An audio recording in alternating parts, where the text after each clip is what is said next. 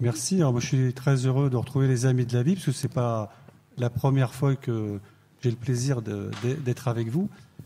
Alors, le sujet qui nous rassemble aujourd'hui et pour lequel vous avez bravé à la fois les éléments naturels et puis la crise sanitaire, le sujet, donc, c'est la crise, la grave crise que traverse l'Église. Et pour en parler, donc, on va s'appuyer sur le livre de Laurent et également, enfin, qui a été coécrit par Anne Guillard. La première chose que je voulais voir avec vous, Laurent, c'était peut-être de prendre les choses dans l'ordre et avant de se pencher sur les remèdes, est-ce qu'on ne pourrait pas commencer par parler des symptômes ? Qu'est-ce qui permet aujourd'hui d'affirmer que l'Église est en crise, que l'Église est malade ? Est-ce que c'est, par exemple, la baisse de la pratique religieuse ? Les derniers chiffres montrent qu'on est peut-être aujourd'hui à moins de 2% de fidèles qui vont à la messe chaque dimanche. Est-ce que aussi c'est la méconnaissance et l'inculture religieuse ? Il y a eu un sondage récent qui a été publié par Le Monde au mois d'août à l'occasion de la fête de l'Assomption qui montre en particulier chez les jeunes une méconnaissance profonde de la religion catholique. Quels sont ces symptômes finalement qui nous permettent de dire que voilà, on a affaire à un grand corps malade. J'oserais pas dire un cadavre à la renverse, mais en tout cas un corps très malade. Alors, merci pour la question. Bonjour. D'abord, j'en profite pour vous dire bonjour. Et puis, si je peux juste ajouter, tu as parlé de ma passion pour la musique, auteur-compositeur, mais j'ai une autre passion, c'est que je suis journaliste à l'hebdomadaire La Vie, quand même. Ce qui est ici, avec les Amis de la Vie, il faut que je le précise quand même. Voilà. Donc, je suis non seulement chanteur, mais aussi journaliste. Et ça fait 30 ans que je partage ma vie.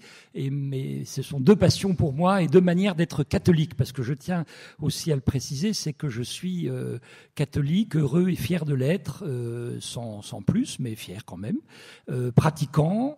Et donc, quand je parle de l'Église, j'en parle non seulement comme observateur, parce que comme journaliste, j'ai eu l'occasion de beaucoup l'observer, mais aussi comme de l'intérieur. Voilà.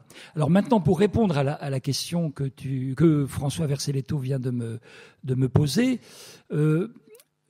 j'ai l'impression qu'il y a plusieurs niveaux. C'est-à-dire que effectivement, hier, j'en parlais j'étais en Vendée, dans une église de La Roche-sur-Yon, et on m'a beaucoup interrogé là-dessus, sur les églises vides et sur est-ce qu'on peut encore espérer. Il faut bien comprendre qu'il y a deux phénomènes conjugués. Pour moi, la crise de l'Église, c'est pas le fait que les églises soient vides. Ça, c'est la sécularisation. Ça, c'est juste le monde dans lequel on est amené aujourd'hui à s'inscrire. C'est pas un drame, c'est juste une réalité. C'est-à-dire que nous sommes sortis, à peu près au XVIIe, XVIIIe siècle, de 16 siècles de chrétienté. La chrétienté, c'était un système politico-religieux où l'Église tenait le haut du pavé et organisait l'Europe, organisait la vie politique, organisait la vie sociale. C'était quelque part elle qui gouvernait ou qui co-gouvernait le monde de l'époque, à savoir ce qu'on a appelé l'Occident chrétien. Cette époque est révolue et je pense qu'il y a des catholiques qui n'en ont pas encore très bien pris conscience. La chrétienté est terminée. C'est une époque qui s'est achevée d'abord avec les encyclopédistes, avec la Révolution française, avec l'avènement de l'individu, de la conscience. Donc nous sommes dans un nouveau monde et maintenant on parle même non seulement de modernité mais de post-modernité. Donc ce nouveau monde est lui-même en fusion, en renouvellement. Et donc le paysage a changé. Le problème, c'est que l'Église, on n'a peut-être pas complètement pris conscience. Et nous n'aurons plus d'église pleine, là, au moins pour les décennies ou le siècle à venir. Mais qu'est-ce que ça peut faire ? La question n'est pas là. La question, c'est de savoir si nous vivons ou pas de l'Évangile. Moi, je dis toujours, tant que nous sommes encore 12, n'oubliez pas qu'au début, ils étaient 12. Donc, tant qu'on est 12, il y a de l'espoir. Il me semble qu'on est un peu plus que 12 aujourd'hui. Voilà. Donc la vraie question pour moi n'est pas de savoir si les églises sont pleines ou vides, s'il y a des jeunes ou pas des jeunes. La vraie question, c'est comment sommes-nous fidèles aux promesses de notre baptême et comment sommes-nous fidèles à cet évangile dont l'Église est la dépositaire. Voilà. Donc pour moi, ça, c'est pas la crise de l'Église, c'est la sécularisation. Cette sécularisation, elle est massive. Elle vient à la fois des Lumières, bien sûr, qui a été le départ, je dirais, l'enclenchement de cette sortie de la chrétienté. Mais elle vient aussi, il faut le dire, et c'est pour ça qu'en tant que chrétien, je fais partie de ceux qui s'engagent, par exemple, dans le mouvement des Églises vertes ou dans d'autres mouvements comme cela. Elle vient aussi de la société de consommation. Enfin, on est quand même d'accord sur un constat, c'est que les choses ne vont pas très bien. On va parler de la crise de l'Église, mais je voulais juste mettre de côté, bien sûr, dans l'Église, les choses vont pas bien. Ça, c'est un problème, voilà. Mais juste, si je peux terminer sur l'histoire de la sécularisation, c'est qu'il y a aussi la société de consommation. La société de consommation est la première religion en France. Elle est dominante. Hein. Elle a ses temples, ses supermarchés. On nous explique à la télévision que pour être heureux, il faut consommer, produire, consommer. Donc voilà, ça c'est un changement de société. Mais ça, c'est pas la crise pour moi. Ça, c'est juste un défi qui nous est lancé. Comment répondre à la société de consommation qui nous emmène dans le mur et comment répondre à la sécularisation. Alors maintenant, pour parler de la crise de l'Église elle-même, la crise de l'Église, pour moi, ça c'est les causes internes et non plus les causes externes au fait que les églises soient vides. Les causes internes, c'est que cette église a souvent et encore aujourd'hui, et quand je dis cette église, j'en fais partie, hein, évidemment, mais n'a pas été pour moi suffisamment fidèle au message et à la manière de l'annoncer. Et notamment, il y a eu tous ces scandales à répétition depuis des années qui sont juste insupportables. Moi, je ne comprends pas que tous les catholiques ne se lèvent pas, parce qu'il y en a qui sont un peu dans le déni quand même par rapport à cette crise.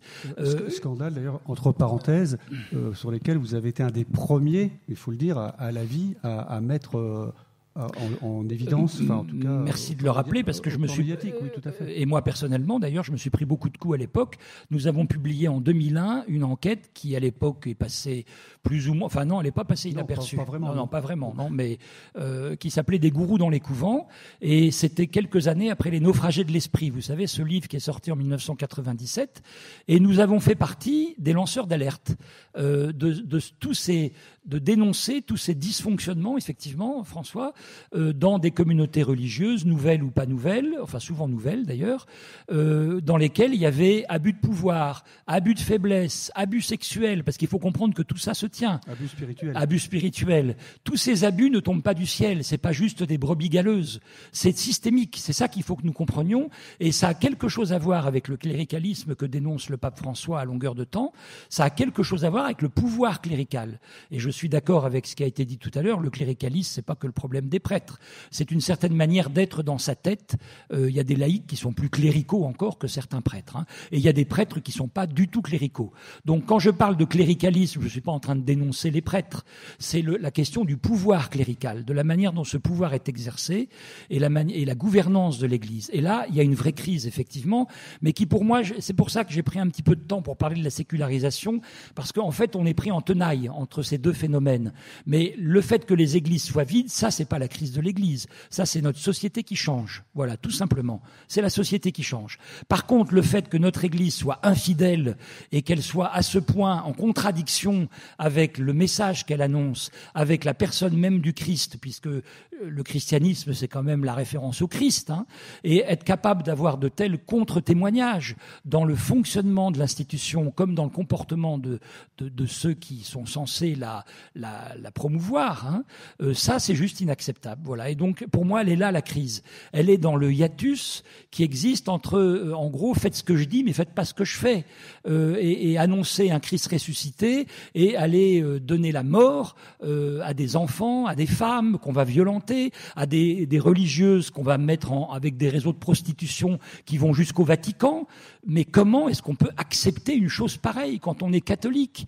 Comment est-ce qu'on peut l'accepter? Donc moi je vois des catholiques qui s'indignent pour des choses qui à mon avis n'en valent pas forcément la peine, mais par contre quand il s'agit de s'indigner sur notre comportement collectif, sur la manière dont fonctionne notre institution, là je pense qu'il faudrait se lever davantage et appeler un chat un chat. Voilà. Et là il y a une vraie crise. Oui. C'est à partir de cette indignation que vous avez eu envie d'écrire ce livre.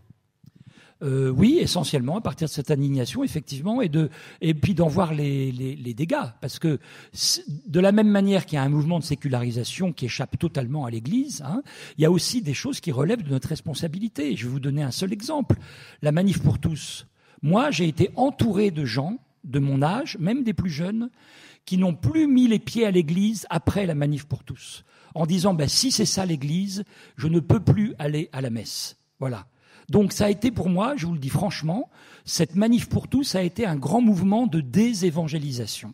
Et pendant qu'on fait des tas de petits groupes pour aller, entre guillemets, évangéliser sur les plages, dans l'espoir de convertir 3-4 personnes, vous avez des centaines de catholiques, et quand je dis des centaines, c'est des milliers, et quand je dis des milliers, c'est des dizaines de milliers de catholiques qui quittent les églises parce qu'ils n'en peuvent plus de cette institution qui est, quelque part, schizophrène, c'est-à-dire qui annonce une bonne nouvelle aux captifs la libération, aux affligés la joie, et qui annonce le bonheur, et qui, dans sa pratique quotidienne, ou dans sa manière d'être au monde, et dans la défiance, voit le diable partout, parce qu'il faut voir ces communautés qui sont obsédées par la présence du diable, hein, vous voyez, donc il y a le monde d'un côté, avec ses perditions, et heureusement l'Église avec sa lumière, qui va sauver ce monde perdu. Mais Laurent, ce n'est pas ma manière d'être catholique. Laurent, vous savez très bien qu'à contrario, d'aucuns vous diront que la Manif pour tous, puisque vous en parlez, a été au contraire un signe de vitalité, un signe que le cadavre bougeait encore, et avec une capacité à mobiliser, à mettre des gens dans la rue,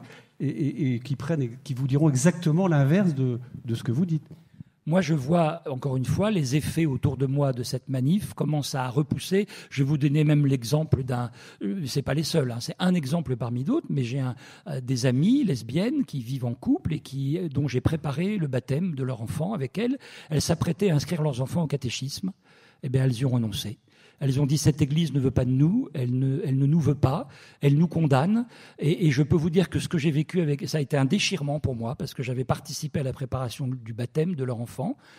Ça a été un déchirement. Et si vous ajoutez à ces personnes homosexuelles, vous ajoutez les divorcés remariés, vous ajoutez tous les jeunes qui vivent en union libre, vous ajoutez les gens qui sont pas dans les clous de mille et une manières, vous ajoutez les femmes qui ont avorté, vous ajoutez, enfin vous voyez, la liste est longue de toutes les condamnations que l'Église ne cesse de proférer, eh bien après on se retourne et on se dit tiens, on n'a plus personne derrière nous, comment ça se fait, où sont-ils? Mais comment voulez-vous à la fois brûler les ponts et accompagner les hommes et les femmes de ce temps avec leur difficulté de vivre, avec le chemin que chacun essaye de se frayer? Si notre Église ne cesse de porter des jugements moraux en confondant l'Évangile avec un code de morale, comment voulez-vous que nos contemporains ensuite soient heureux d'aller à l'Église où ils n'entendent, je caricature un peu, mais c'est malheureusement le cas dans beaucoup d'endroits, et peut-être dans plus qu'avant encore, où ils n'entendent que des condamnations et des récriminations. Je veux dire, et on se retourne, on se dit, mais il n'y a plus personne. Mais évidemment, à force de juger, moi je connais des jeunes qui étaient au JMJ, j'ai animé le FRAT pendant des années, l'événement du FRAT à Lourdes, vous voyez ce que c'est, 10 000 jeunes. J'ai connu des frateux, des frateuses, c'est comme ça qu'on dit, qui à 19 ans étaient là, oui, qui agitaient les drapeaux, même au JMJ, vive le pape, etc. Puis qui, au bout de quelques années, ont vu comment était la maison de l'intérieur, et qui aujourd'hui, qui ne s'y retrouvent plus du tout. C'est pas parce que vous avez plein de jeunes dans les églises qu'ils seront encore là dans 10 ans, vous savez, parce qu'il y a un moment où les yeux s'ouvrent. Il y a un moment où la vie vous rattrape.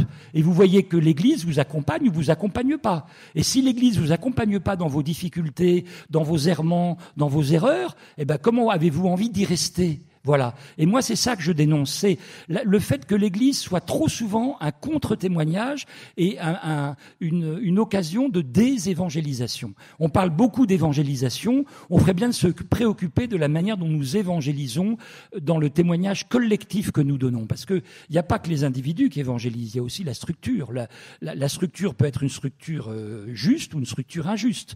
Elle peut être une structure qui témoigne ou une structure qui contre-témoigne. Voilà. Et je pense que là, nous avons tous un travail de conversion à opérer, conversion individuelle, bien évidemment. C'est comme pour le réchauffement climatique, hein.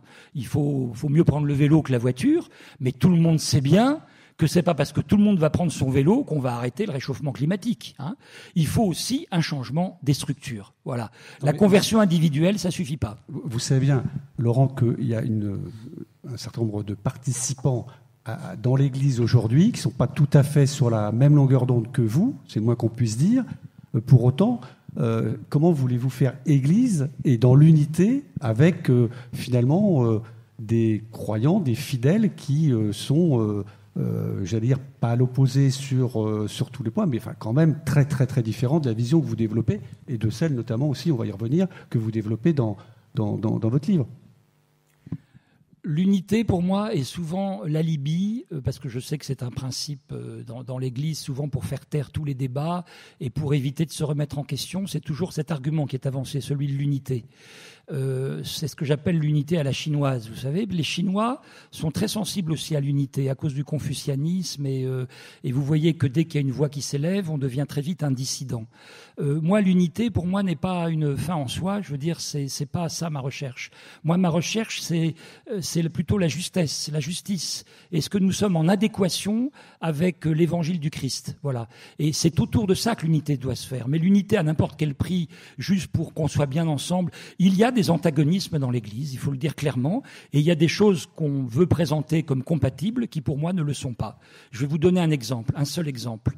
Aujourd'hui, on voit qu'il y a des mouvements d'évangélisation, entre guillemets, je le mets vraiment entre guillemets, dont l'objectif est de convertir les musulmans. Voilà. Et on m'explique, oui, chacun sa sensibilité, c'est normal qu'on veuille convertir les musulmans. Toi, tu veux dialoguer avec eux, puisque personnellement, je suis très engagé dans le dialogue interreligieux. Mais voilà, il y a de la place pour les deux. Eh bien non, je pense qu'il y a un moment où il faut trancher, il n'y a pas de la place pour les deux. Soit nous considérons le musulman comme quelqu'un à convertir, et dans ces cas-là, ma rencontre avec lui sera une rencontre calculée, et avec toujours cette idée, cette arrière-pensée qu'il va devenir chrétien, ou l'athée, ou qui vous voulez, ou le collègue de bureau, ou voilà.